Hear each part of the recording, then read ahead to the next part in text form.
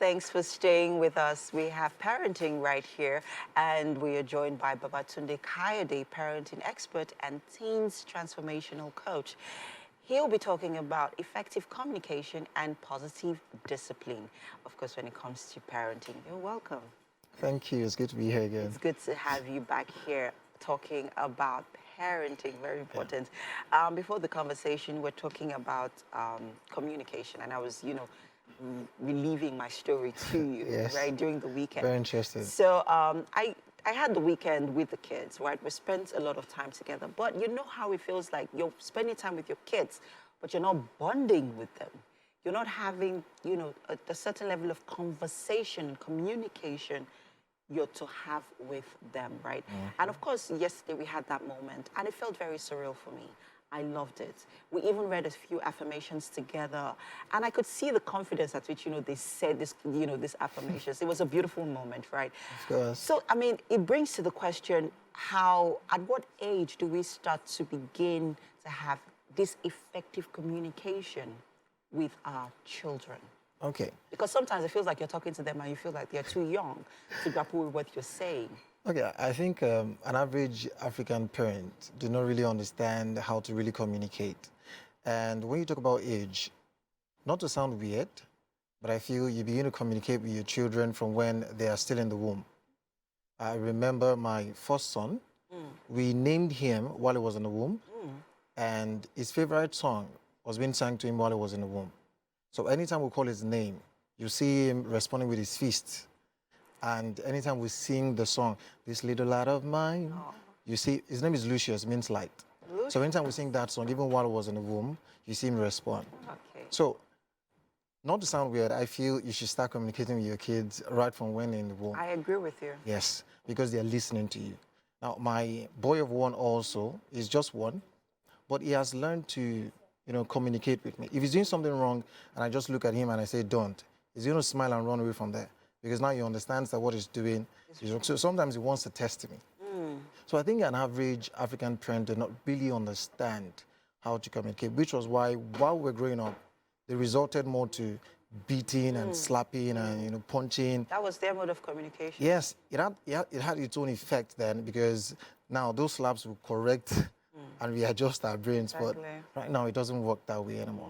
So I think parents need to do a lot now when it comes to communication. Communication is outside just hitting and all that.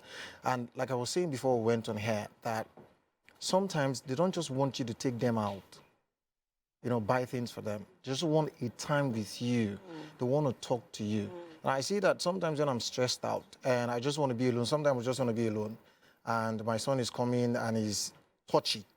Sometimes I don't just like it. Yeah. But when I see his reaction, I'll pull him together. It happened last night. I pull him together and we saw a movie on my phone together. Of course, a movie you could see it was on my chest until he fell asleep. So they just want that time. Now, if you spend that much time with your children, forget it. You're going to bond. They're going to respect you. They will do whatever you want because you are there. They want attention. And if you give them that attention, you have them. Now, let's talk about spanking because, this is also related to positive discipline. And a lot of parents, misconstrue what discipline is to punishment, to spanking. You know what they will always say, train up a child in a way that you should go so that when he's old, you not depart from it. Train up a child back then and even still now, some which a lot of parents you spare the rod and spoil the child. Yeah, just like the Bible says. But exactly. Now let's talk about that in relation to positive discipline. What is positive discipline, and how does a parent imbibe it in this 21st century? Okay, number one, we need to understand that spanking and beating does not yield result. Maybe it did then, all right, because of the way. Are you saying at all? Okay, to some extent. But it doesn't yield result. Okay. What I'm saying is there are better ways to actually go about that. Better ways. When you beat a child, it could cause a lot of damage. One of them could be destroying the child's self-esteem.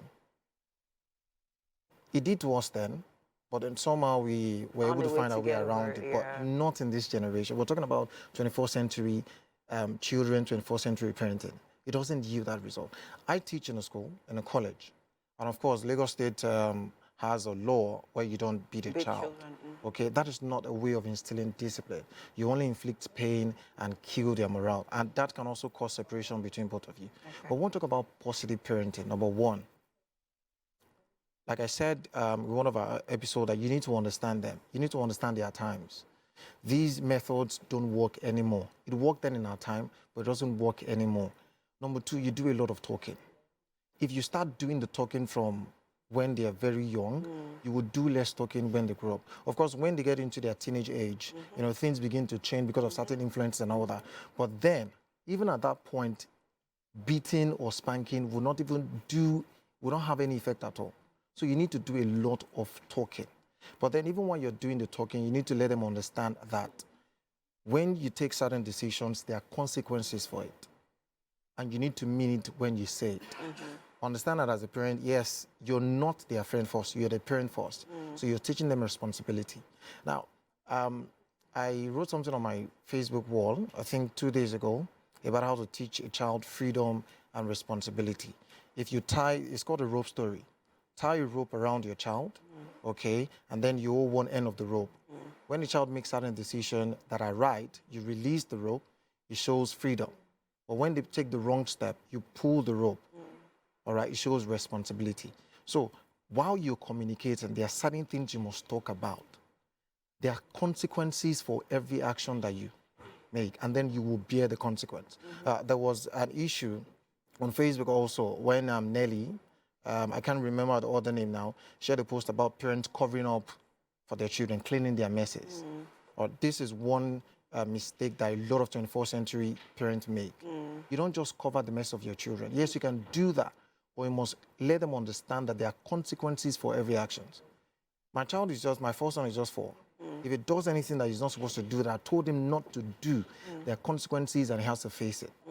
Now, after facing that, I'll call him and we'll talk about it. So it's important that you teach your children responsibility. Yes, very and important. For every of their actions, you need to let them know that there are consequences and you must bear. And then they have to deal with it. Yes. Thank you so much, Babatunde Kayode. I'm sure that a parent watching right now has been able to take 1 or 2 lessons from this conversation.